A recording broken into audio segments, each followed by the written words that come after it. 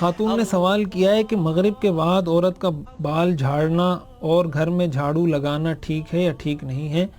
تو یہ بالکل ٹھیک ہے، اس میں کوئی حرج کی بات نہیں ہے۔ ہمارے ہاں لوگوں نے طرح طرح کی چیزیں مشہور کی ہوئی ہیں، بدفعلی اس سے لیتے ہیں، بدشگونی لیتے ہیں۔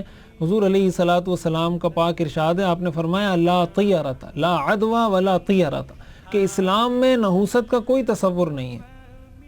یہ تو ہمارے ہاں پتہ نہیں کبھی الو کو منحوس سمجھا جاتا ہے، کوئی کہتا ہے الو منحوس ہے، کوئی کہتا ہے کہ بھائی مغرب کے بعد جھاڑو نہیں لگاؤ، کوئی کہتا ہے کہ گھر سے نکلے پیچھے سے کسی نے آواز دے دی، کوئی کہتا ہے کہ جھاڑو کسی کے پیر کو لگ گئی، کوئی کہتا ہے صبح صبح کسی کا منہ دیکھ لیا۔ یہ ساری باتیں بالکل فضول ہیں، اس کی شریعت میں کوئی حیثیت نہیں۔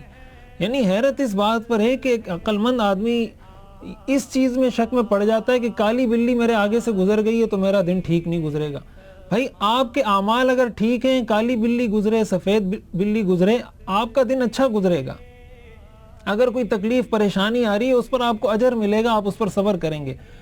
اور اگر عمل ٹھیک نہیں ہے تو کالی بلی نہیں، سفید بلی ہر ساری زندگی سامنے سے گزرتی رہیں تو ایسے آدمی کو ظاہر ہے کوئی چین سکون نہیں ملے گا دنیا کی زندگی میں۔ اگر کسی وجہ سے اس کو کوئی فراوانی مال کی ہے وہ ایک الگ چیز ہے، لیکن اس کو ہم یہ تو نہیں کہیں گے کہ بڑا سعادت مند ہے یا بڑا نیک بخت ہے۔